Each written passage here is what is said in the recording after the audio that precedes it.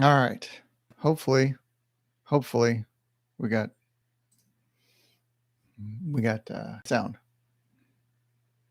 Crossing my fingers. As soon as you're in the chat, let me know.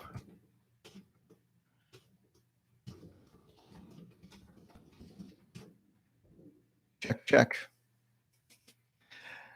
We're like, oh, this is so boring. He's just checking his audio. Hopefully we got it this time. YouTube is not having any indicator on the stream interface that the microphone is coming through. So, hi. Can you hear me?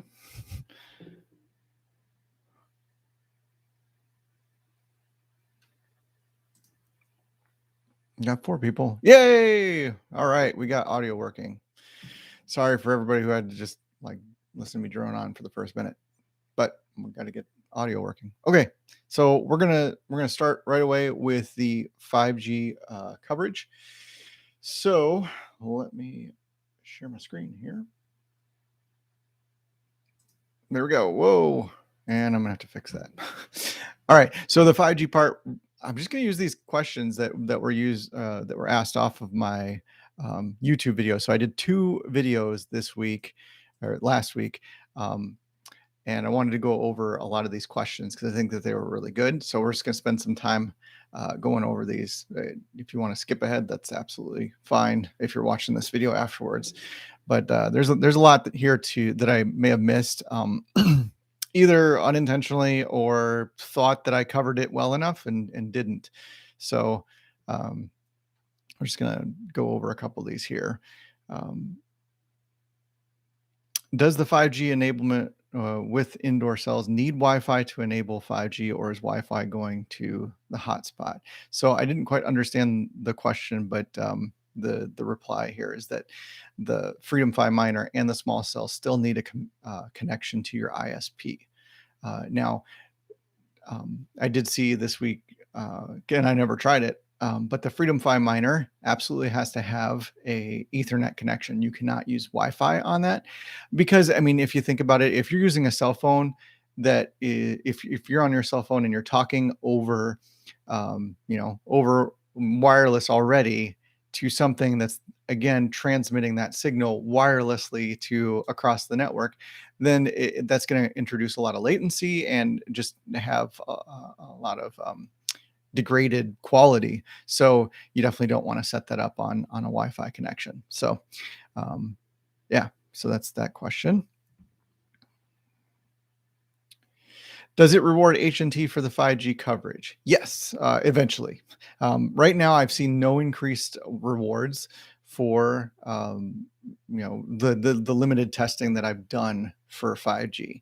I believe it's still under beta mode, so we're probably not going to see it, right? Because if all of a sudden then people who got in early were now making tons of HNT, then and they're just like basically setting it up to watch Netflix all day or something like that, well, then that would be to the detriment of the network in those early tests. Is like because that happened when Helium kind of first launched. Is that the gaming was very easy. People would just set it up on LoRaWAN, and they would just send out this continuous stream of information and totally get rewarded tokens. And so people were just making a mint that way.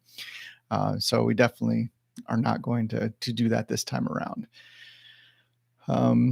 Next question. Do you need to purchase the indoor cell to eventually do outdoor? No, you can have them. You don't have to have them. It's one or the other. So it says I'm confused. The idea is to get the indoor device and then connect it to an outdoor antenna, or if the outdoor setup is completely different.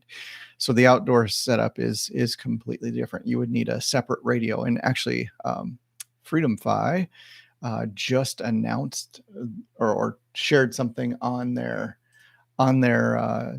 Twitter page that I thought I'd call out here. I had all these tabs open, but now, of course, my audio issues, I had to get that back.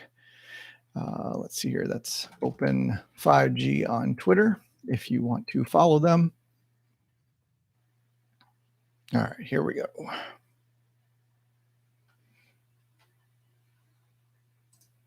All right, so this is the picture that they shared, and they said, "Can you guess the model of the outdoor small cell?" And of course, I said, "I can't quite make it out. Can you put one in the mail for me?" And everybody started liking that. I got kind of a sense of humor. So, um, yeah, that's that. Oh, I should probably like share out this that we are live streaming now too. Stand by while I show my own YouTube channel.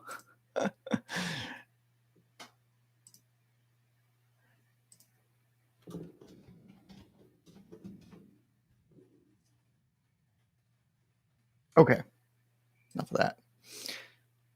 Check back in with the stream, see if we have any questions so far. Nope, no questions from the stream. So let's keep on going here.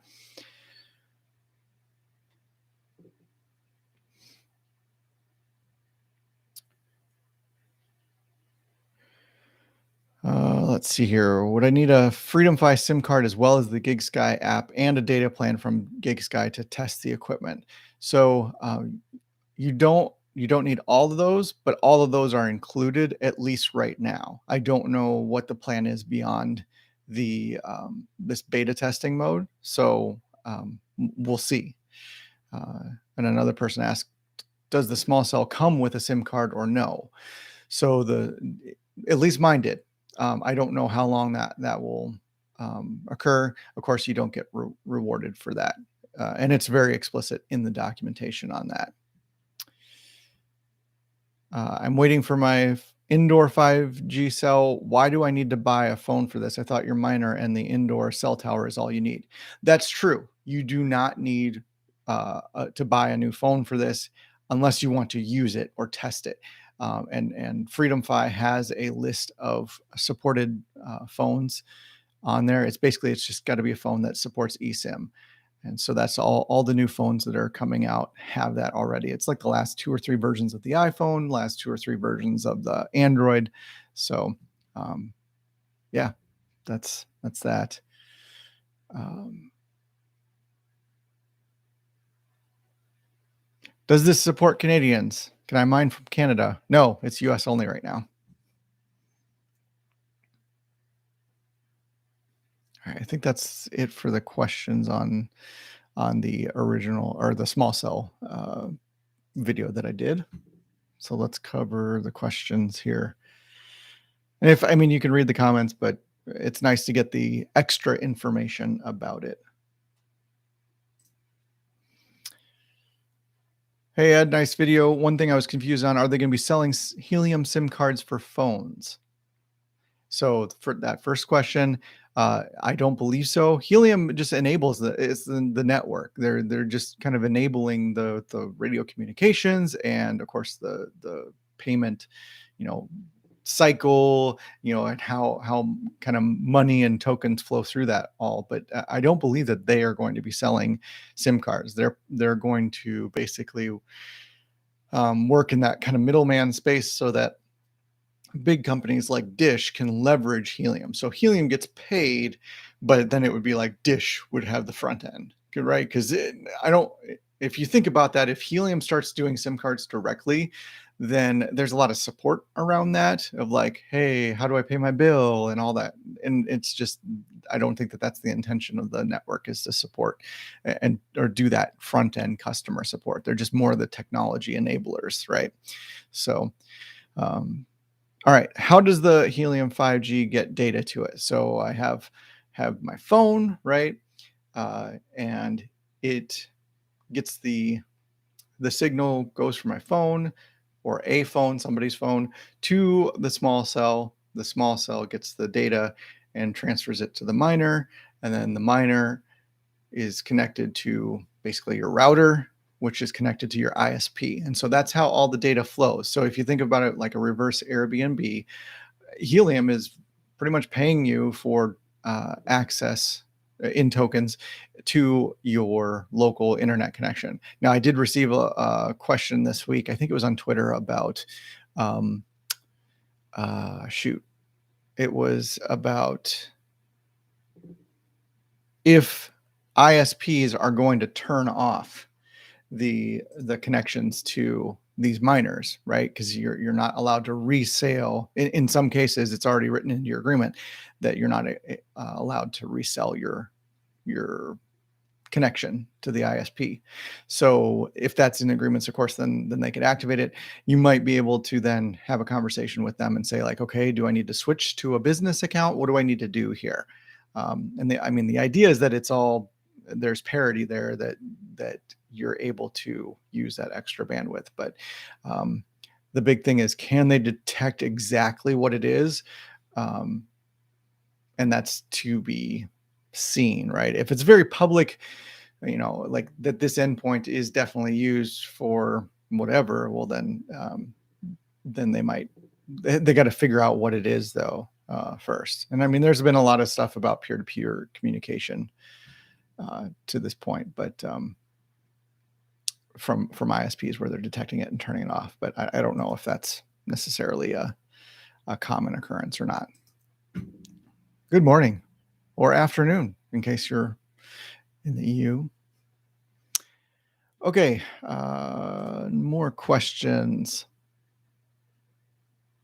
So I went over the math. A lot of people had comments about I don't actually, here it is. Let me share my screen again.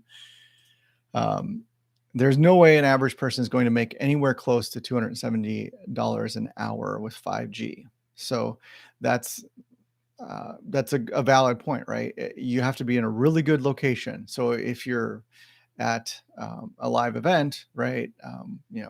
You do the work to get a really great ISP connection out to the middle of nowhere, and then there's an event, say like a concert or something like that.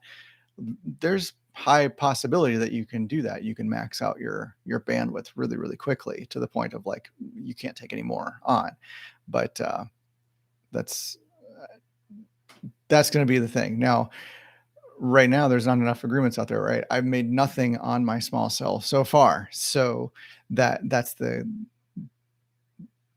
we're still waiting, right? If there becomes more agreements and say all of a sudden T-Mobile starts offloading, you know, coverage to us who are putting up these 5G small cells, well, then that changes the game a little bit. But until there's an announcement, like we're not going to see that.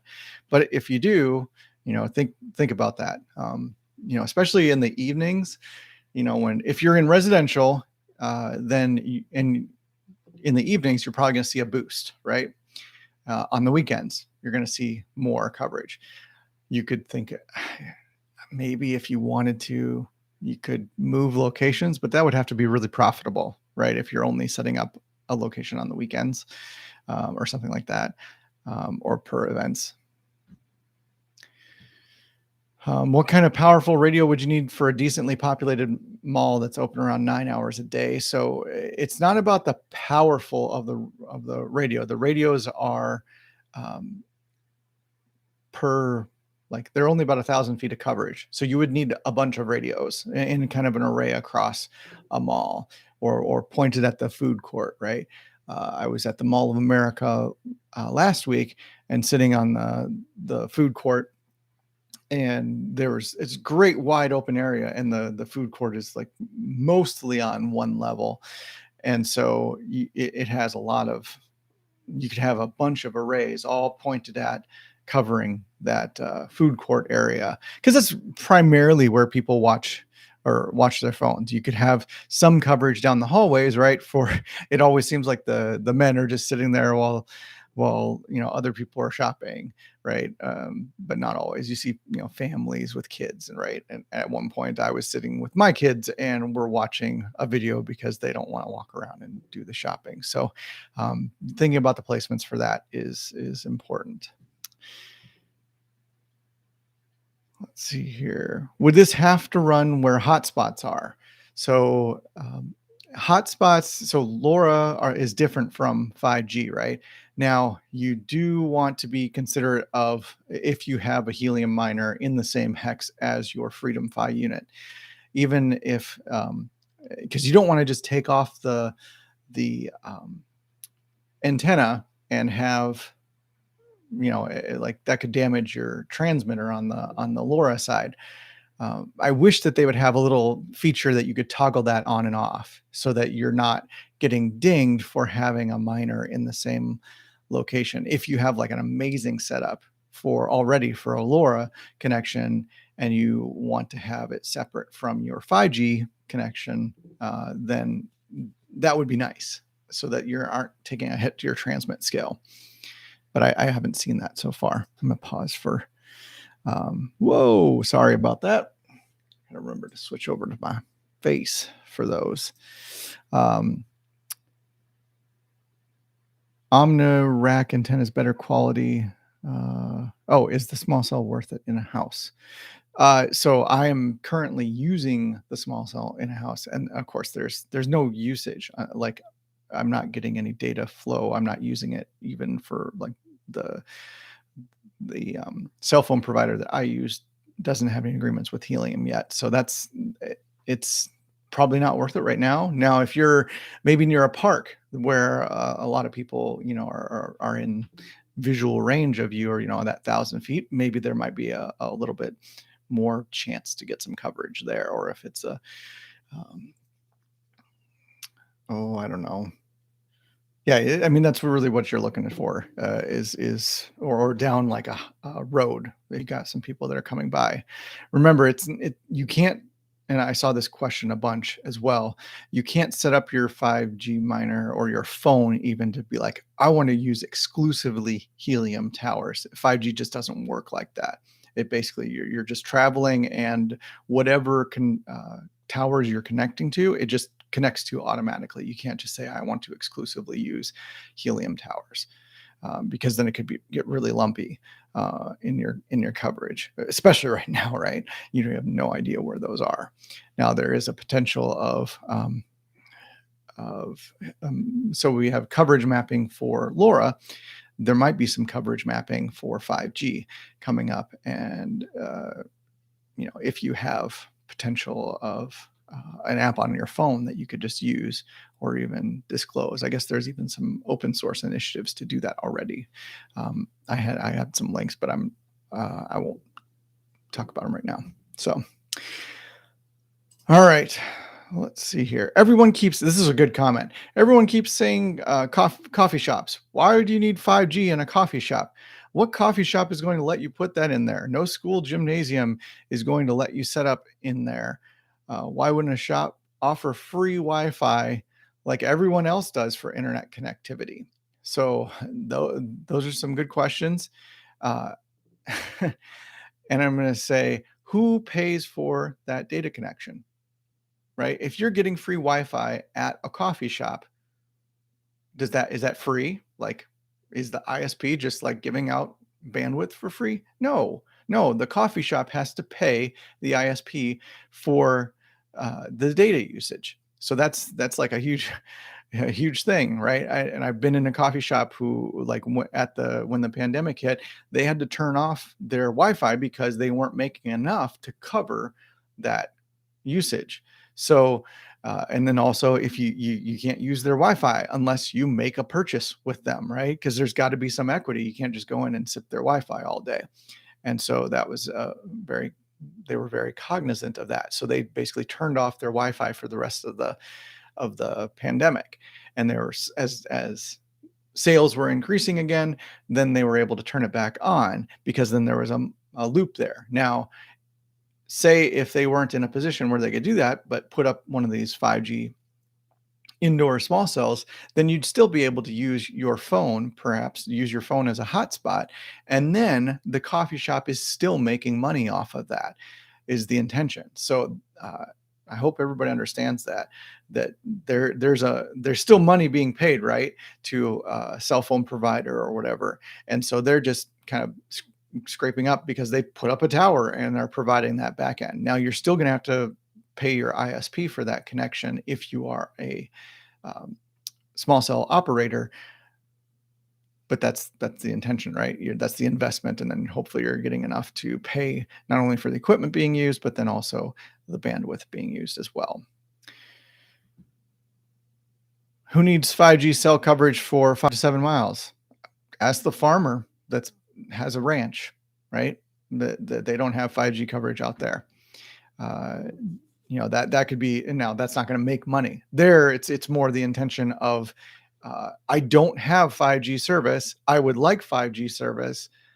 Therefore, I'm going to get the benefit of it. I'm going to set it up myself. Please let me know what small cell actually does. That is, sorry, I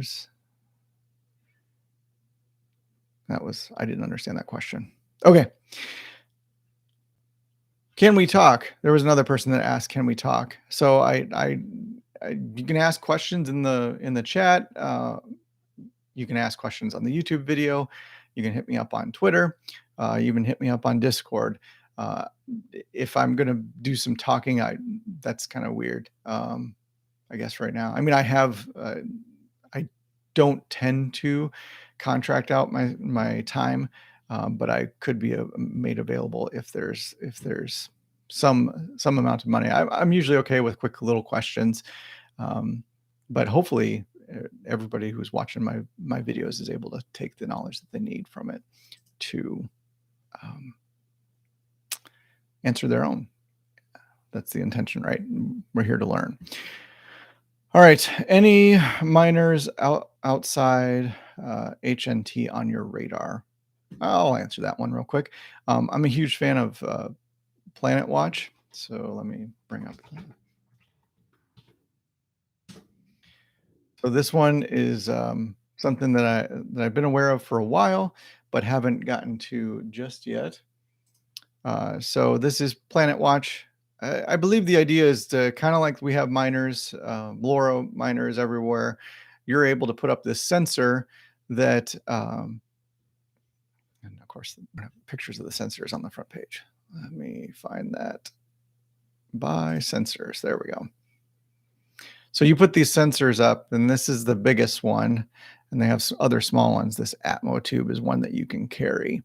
So the idea is that basically as you walk around, you can, at least with this one, you can walk around and it will take automatic, or you can press the button and it will kind of sense the air quality. Whereas here, this is a permanent install. This one has lots of science to it.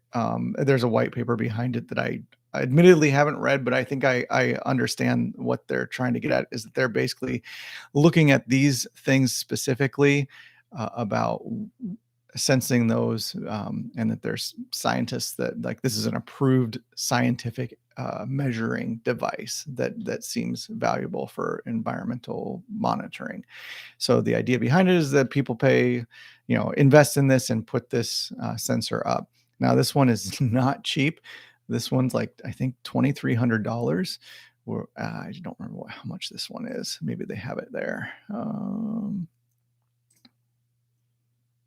$349. So, and then you basically, just like Helium, you get tokens as this thing does its measuring, and so you're awarded in planet tokens. So that's my quick foray. You do need licenses for this, so you have to buy a license, and then when the devices come up for sale, then you buy the sensor. So that's my little spiel on some other miner that I'm moderately interested in.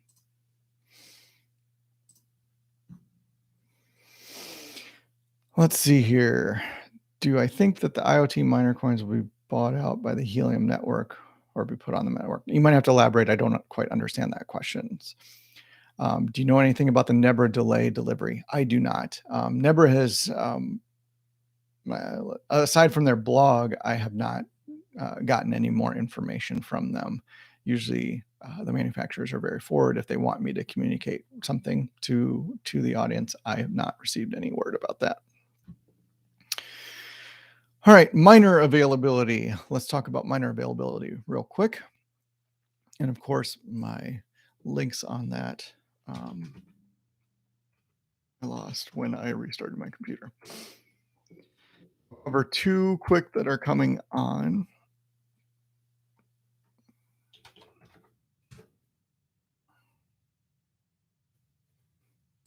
One is available now, and then the other one is supposedly available soon. Get back to my screen here. So this is uh, the Finestra miner from CalChip. It says on their website units will ship within 48 hours after payment clears. So these are right away, right available. Um, that's a huge price. I mean, that's what a FreedomFi miner costs right now. That's my major sticking point on this. Um, that whew, that's a big cost. I mean, if you really need one right now, if you're down and it's valuable to you, you could pull the trigger on that. I feel like that's really high in my opinion. But you got to make that decision for yourself on cost. Of course, light miners are coming out. I think in March is the time frame, and long for a long time, I've heard $100 price point for miners or for light hotspots. So if you're looking at $100 for something that does LoRa coverage, that like everything out there right now is pretty much going to effectively be reduced to a light hotspot, then you're basically you're not getting anything more at this point. If I had a choice and I was willing to wait, I'd rather spend this much money on at least the 5G miner that could get me a little bit extra coverage and have two ways to mine, right? And I would just hedge on hedge on the bet that something would be coming on the 5G arena first, and then wait for the light hotspots to come online later. It's my personal preference in this if I was making that decision, but of course you make your own. Okay, let's see here. This is another one that's coming on. Network is one that's coming online soon ish. I think their intention was to make something soon. They were also reviewing manufacturing facilities, but the big thing here is that they are made in the USA for anybody who might care about that. I would assume then equally it's only available for US customers, but I don't know that for sure yet. They've been pretty good about communicating with me. So, in fact, you might even be meeting up in person at some point. So, um, they do have a survey that you can go through to basically let them know what you'd like. Whether you want this indoor hotspot or outdoor hotspot, do you want it data only, all that kind of stuff. So there's information on here. It does do PoE, which is right off the bat, which is awesome, so that I don't have to worry about that. I do a lot of PoE in my setups, so hearing that is pretty cool. But they have like different colors and stuff. If you're going outdoor, of course, black is going to absorb a lot more heat. So my recommendation is go with white. I think even if the black looks cool, I'd still probably go with white to just help reduce those temperatures even more so. But there's no word on when they're going to be releasing these at this point. So that might be another one that could come out soon. So that's miner availability. Let's go back and see if there's more questions.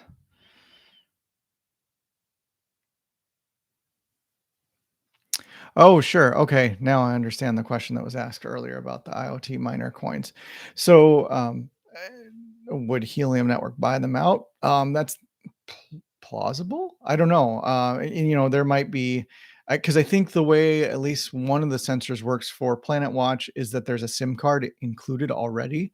So if that has to be like a 5G connection, well, then that might actually work really well for, uh, you know, linking up with Helium devices. I don't know if they're going to be communicating via LoRa or not. But yeah, I mean, if they could serve as the network for all these different IoT miners, that would actually be really, really cool. Um,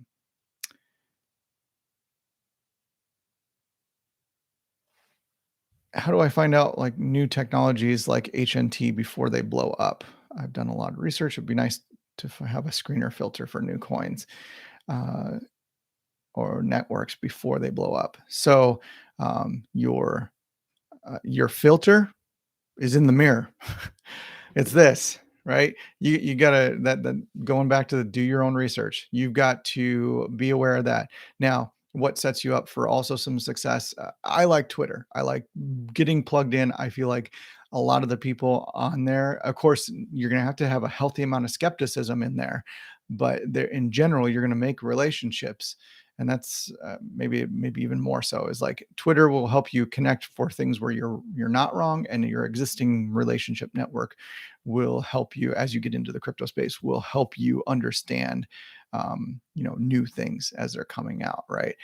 All the time whenever I'm getting with other people in my network of crypto friends, they're like, hey, what things are you getting into? Oh man, did you hear about that? Oh geez, I aped into that. That was a bad one.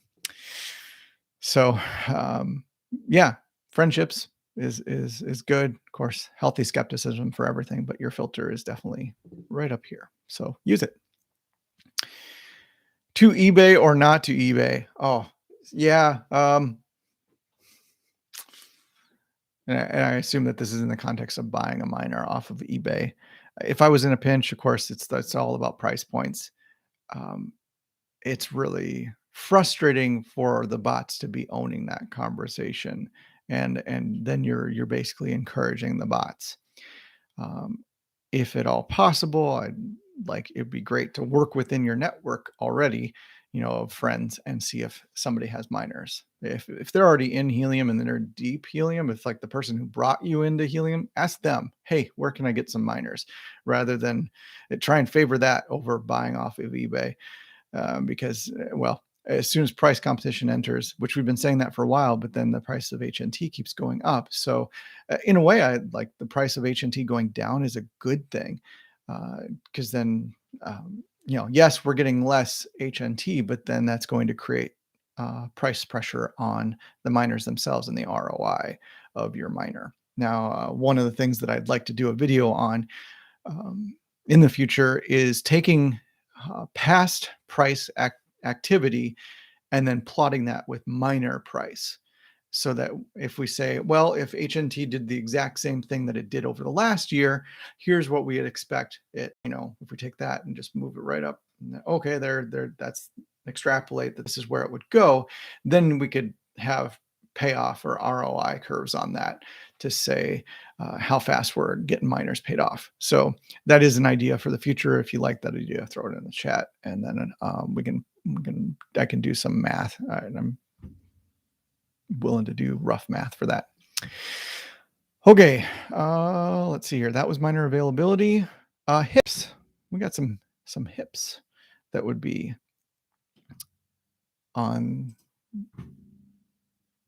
for they're doing a temp check on a hip. So let's go to that real quick. So this is the beacon witness ratio. So if you remember back there, this actually was the impetus behind the what did they call it? The deny list. So they wanted the proposition there was that they wanted to make a list that validators would basically negate any earnings to a particular hotspot, and the community was very up in and much of the community was very up in arms on both sides. And I think the level-headedness of it was like, why can't we just change the algorithm to actually like say, hey, this is not in the spirit of the network, this is not what we want to reward, rather than just saying, hey, you bad actor, you're off. So so that, yeah, I think is the result of this deny list thing maybe not floating as well, is that we've got to get back down to the science of how rewards are being done. So this is the beacon witness ratio. So the idea is that you have to be um, under a certain threshold. So what people were doing somehow, and I still don't understand how they were doing it, but had very low witness counts, but then their beacons were just very, very high, huge, up into the thousands. And so that would basically just limit the number of beacons, what they would do. And so basically you can just, this is a temp check. So it's not, I don't believe it's the official approving of this HIP. But if you need more information, you can go to heliumvote.com and read more up on this. And then it you hit the more details over here, and then it links to the actual HIP itself, and you can see down to the actual code that would potentially be changed. Is like these are the limits. So you would be capped at 1,296 limits witnesses. Um, You know, if I'm reading this right. So, and then here's some uh, setups that would actually be limited or not limited. Now, if you click on these links, which I will do, yeah, you have to sign in with a Google account or sign in with email. So this is you can also check these out on Helium Explorer as well. So shallow walnut yak.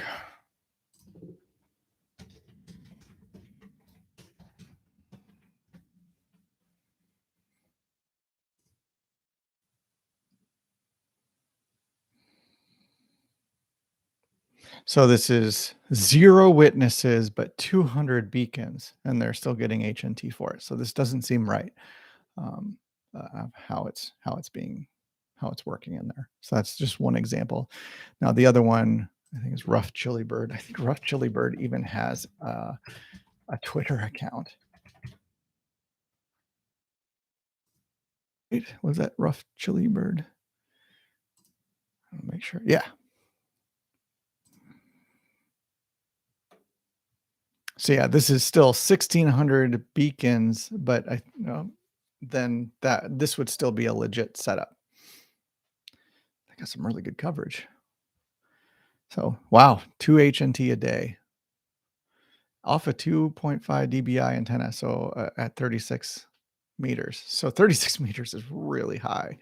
I think my tower is only like at what 12 or 14 somewhere in there. So they got it really high, but they're just using this regular old antenna. Looks like maybe even with a lightning arrestor or something. That just seems odd. 2.5, but maybe it's the default as well. I don't know.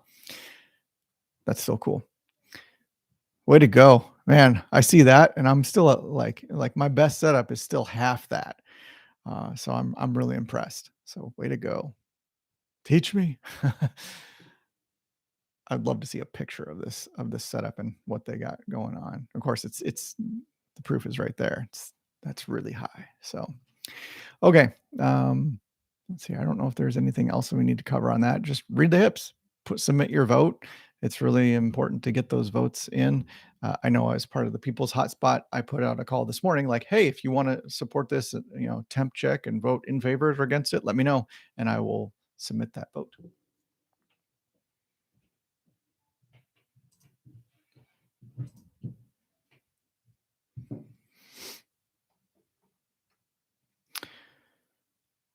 All right. I think that's it for the topics, except for the Python coding that I've been doing. There's one more question, though, before I get to that. When do you think Helium would implement the action of taking over cellular data companies and using their own data service on their network? I don't know. Don't know at all. Not yet. All right. So let me go back to Explorer. And just generically look at the coverage map. So what I did was, and this is really prominent around cities. So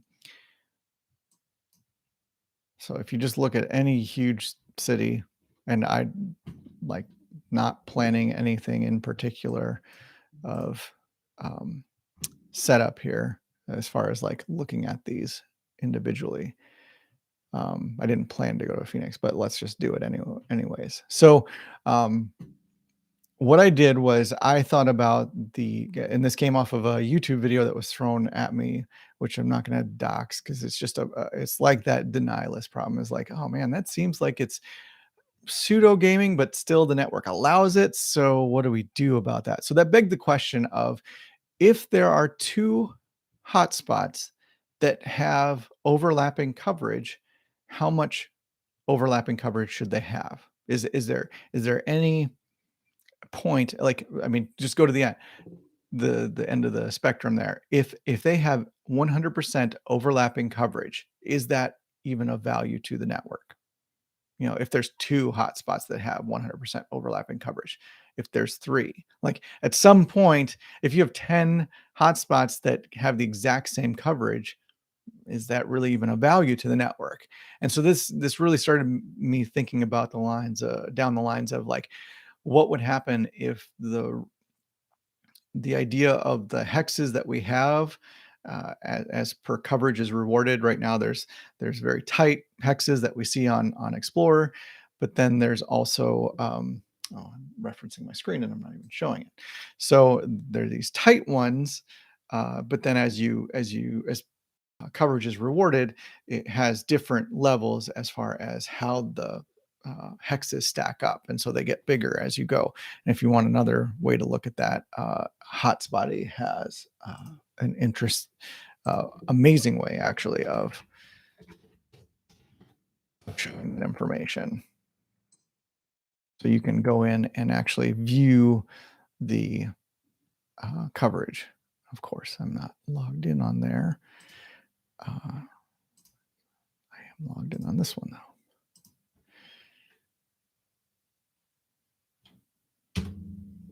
There we go. Oh, that was a perfect thing to show off. But oh well.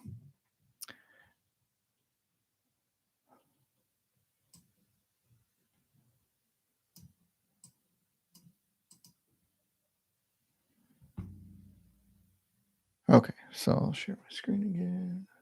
All right, so this is an example. This is from North Minneapolis. So you can go down at different hexes here and look at how they are and how many of these small ones fit into big ones. And then you can even dive into earnings at these different hex levels. So that's basically what we're talking about here. Um, when we look at these hexes is like when they are overlapping, how much is too much? And so I said, well, it'd be nice if I could put in 2 hotspots and compare their witnesses. So if you take, let's just take this one here, Sweet Dijon Albatross here, and like, oh, that's got really good coverage. They're probably getting really hit on their earnings because of the transmit scale is so low. But if we go back, then we could just start looking through these other ones. So damp flavin fox, damp flaxen fox. So this might be a really good example of these 2 hotspots. And so I wrote some Python code to connect up to the API, the Helium API, and then grab these witness lists from there and then compare them. So let's just go through that real quick. So I put in, now in this example, and I even shared this code so you can go out and on Twitter, I shared the link to it. But basically you connects to the API and gets the witness list and then just loops through all those witnesses and then creates basically a gigantic list. And then it goes through. Oh, sorry, that's the function. So I get the witnesses for each of these hotspots and store them in arrays and then basically do some math and you get the example. So now per our example here, let's go out. So it requires the hotspot address. So for this example, I'm going to copy in that hotspot address and then I'm going to go, oops, wrong tab. I'll go back and grab that other one, Sweet Dijon Albatross.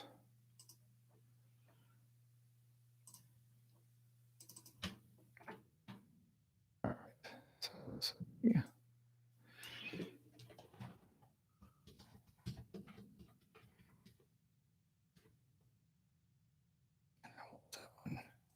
Remember. Damp flaxen fox.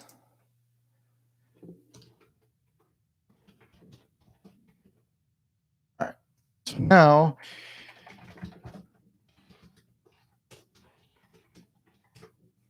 I'm just going to run this code against these two hotspots and check how much overlapping coverage there are. So when I probably should have just done this from the get-go, is open these in two different tabs, and then we could just switch back and forth. So here we have the two hotspots, and I'm just going to flip back and forth. Now, when I'm really trying to compare them, I like to take and get the white dots to match up exactly on top of one another. So you can see that this one is a little too far right. So then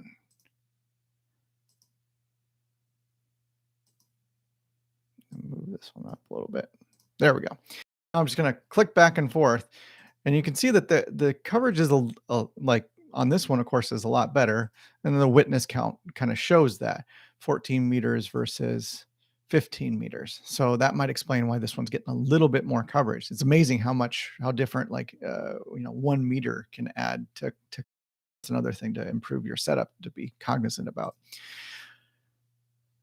So, but 26 witnesses. Now, if we start comparing that, then in the code, there are 18 overlapping witnesses. So out of those two that we're flipping back and forth between, 18 witnesses are being shared by both of these hotspots. So then basically we take the witnesses. So out of the 70 that are here, 18 of them are overlapping in coverage with the foxes. So then now the 18 are also in this 26. So that's the thing that I'm thinking about, is as far as like that's really overlapping, like 18 out of 26. And so I did the math because I don't want to take forever and do the math myself. So that's 69% of the fox's witnesses are overlapping with the albatrosses. And even the albatrosses is still 25%. So how much is too much? I don't know if this is valuable or not. It might influence the network of something that we're like, hey, you know what? This might be an improvement opportunity. Now that we have grown coverage to a point of like, hey, it's doing really well. What if we were to make those hexes a lot more malleable or shiftable, and maybe start favoring ones that have better coverage, just plainly. So that, not that I'm going to write a hip on this right away, but I think it could be the next evolution. The POC algorithm is very good at what it did. Like, it really set the game well. But now that coverage is emergent, right, does it start changing the game? And this is where even like Planet Watch, I guess the way it's going to work is that once you get a hex, if you're the first one to that hex, that's it. Nobody else can have that hex. Like there might be a second one, but a third one won't be allowed at all. So this might be an interesting change to the entire thing, to gamify growing of the network outwardly rather than just like setting up more hotspots. It would really penalize coverage, such that it would just favor the best coverage, and then your hexes would change. So that would be really like a really game changer to network rewards and miner placement. You could see some huge shifts in the network outward if you're to flip that script. Okay, so that kind of covers the code. I haven't answered any questions as I was doing the demo, so let me jump over to that.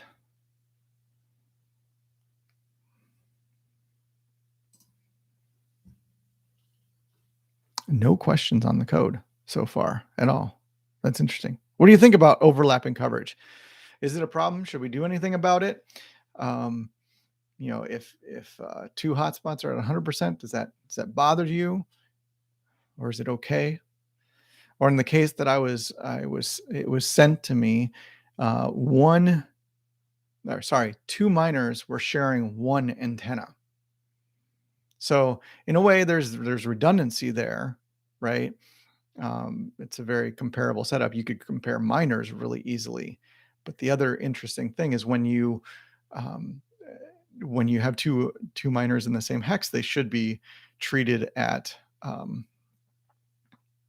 at 50%, but for some reason the transmit scale was over 50%. So somehow in the same hex, I don't know if you like put it at like the very corners of the same hex, if that's still 300 meters away and such that it's not a big deal. Um, cheesy bone crab. There's a request to check that out. All right, I'll do that. And I'm fine if you want to. Now, cheesy bone crab. Uh, if you put that in, um, and I mean, I can look in here and kind of infer the next another hotspot in there, but I really need two. So if you want me to compare two hotspots and put them in the code, then I'm happy to do that.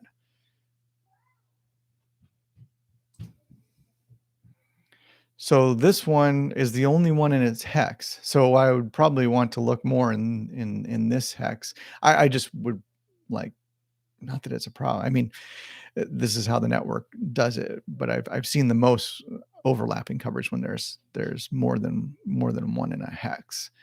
So um, I don't know. I could look around for another one, but let me grab that. Um,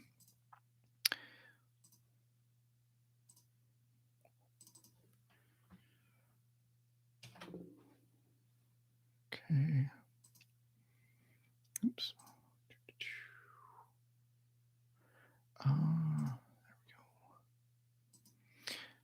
So we got cheesy bone crab. Okay, you haven't given me any other ones, so I'm just gonna try and grab one from around here somewhere that looks equally as good here.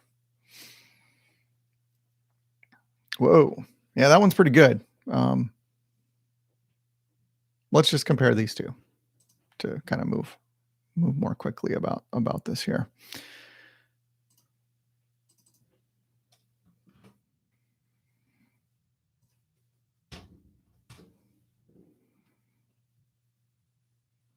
Okay, so we have these two that I put in 47% and 57% coverage. So about half. They share about half of theirs. And again, that's tiny graphite antelope and the cheesy, what was it? Cheesy bone, something or other. Sorry, I'm not sharing my screen.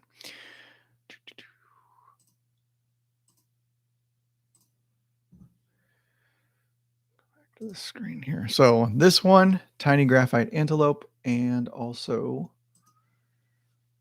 the one from this one, cheesy bone crab.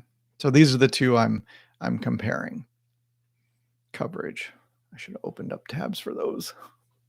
My apologies. There. And there. There we go. So I'll just flip back and forth.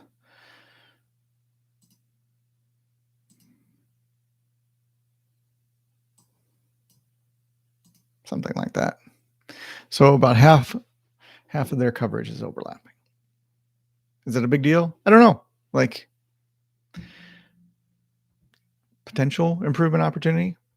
So if we're thinking about rewarding, spreading coverage or growing coverage rather than just like having more coverage on top of coverage, then this might be something that we'd want to, suggest that would be different in the to the Helium network and actually get a HIP together for it.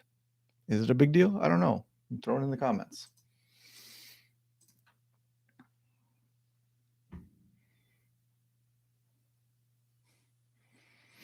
So Trey says overlap needs to be allowed to some degree to allow for redundancy for network problems, different ISPs going down, hotspot manufacturing, hardware updates. Yeah, I would agree. Yeah, some redundancy is good. Is there such thing as too much?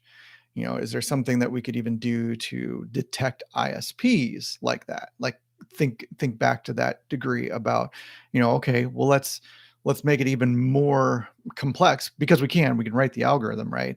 But then what do you do if if hotspots are relayed and you can't get that kind of information, or if somebody's set it up such that they want to obscure their miner, and so they route it through some other means. So that's something that could be considered. So um, if you like this, if you like the coding stuff, make sure you hit the like button. And if you like the other 5G stuff, just hit that like, hit the subscribe, all those things for YouTube. If you want to be alerted when I'm doing a live stream, also hit that bell. Any news about Links Batch 2? I have not heard anything about Links. I admittedly have not kept up on all the manufacturers just because there's so many out there right now. It's hard to keep up with all of them and figure out where they are. All right. Any other questions before we shut down the stream? I had hoped that we'd only go a half hour, and here we are at 55 minutes. So let's do 5 more minutes of any other questions. Otherwise, we'll just end it early.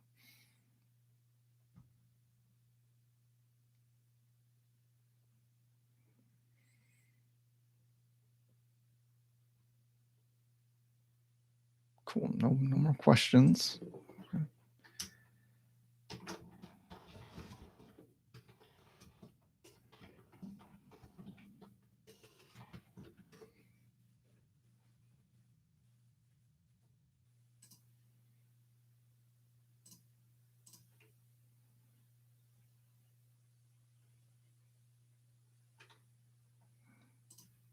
I was going to put the link to the code that I wrote as well, so that you could access that code and do your thing.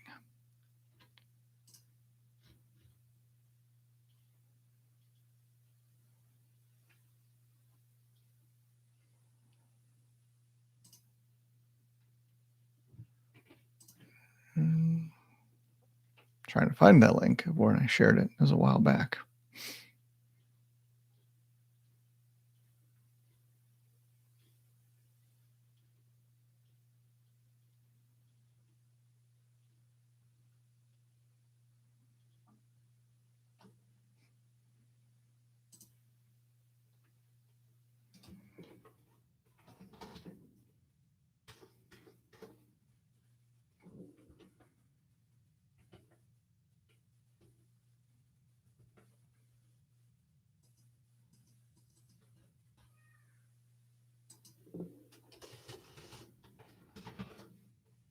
Oh, goodness gracious. Let me try and find it here. Should have been ready for that link.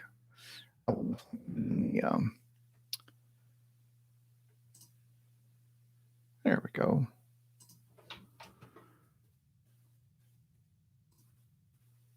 I'll definitely put it in the description afterward.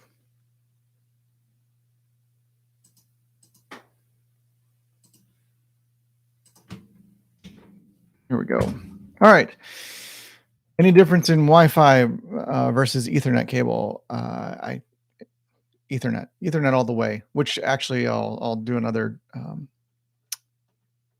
shill for Helium status.io. So that was made by BFG Neil.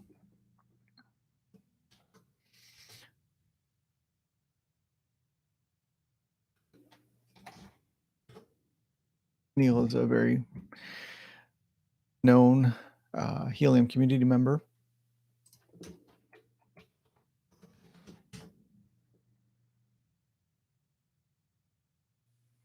Oh, it is. This is his YouTube channel. And then I will also throw out one for Gristle King as well.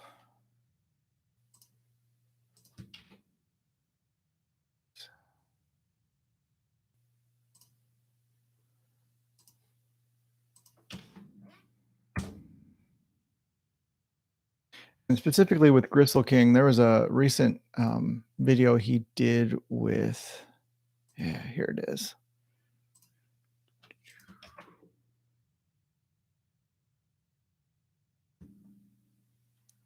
With, if you're on the Helium Discord, Germ.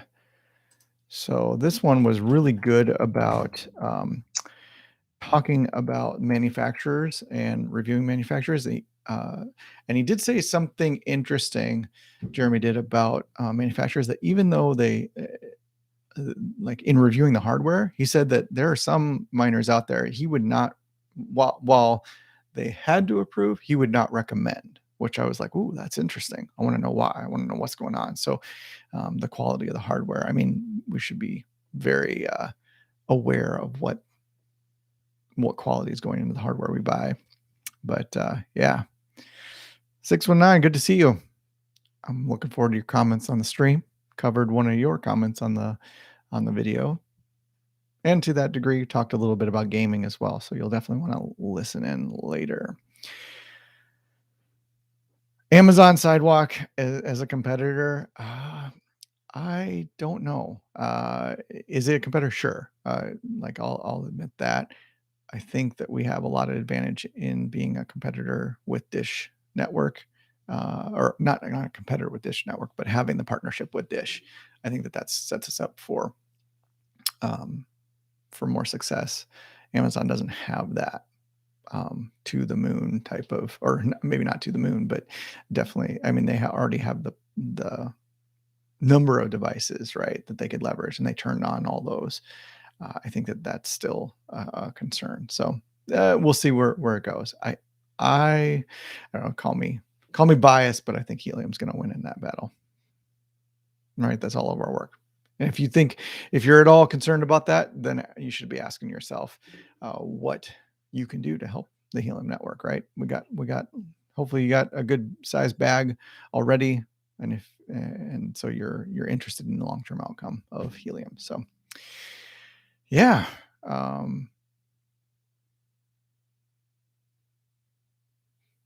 619 says, just got the invite to buy the small cell. Going to hold off for outdoor. I think the outdoor is not going to be out until March or April. Oh, yeah. Oh, shoot. That was a really important point. I wish I could rewind and go back to the middle of when we were talking about 5G stuff, because somebody watching, they're going to have to watch the entire stream now for this little tidbit. So I was, if you're not on the Helium Discord, check out that. You should get on, and then you should check out the 5G CBRS channel in there. A lot of good information. One of the things that I was very surprised to hear is Armand. He was on. He does the Helium Hotspot, or the Hotspot podcast, and he was talking about this kind of a certification that might be necessary for outdoor stuff. And I don't know if that's 100% true or not yet. So I'm like, oh, that's weird. If I want an outdoor hotspot, do I have to get certified in something to install and all that kind of stuff? So that's huge concern of like, oh, well, that was surprising. So now I'm going to have to add a certification cost on top of the cost to buy a Helium hotspot. Because I think otherwise, to buy an outdoor small cell, that's a concern. And I think I did see something in the cost stuff on FreedomFi's website of like, they have like a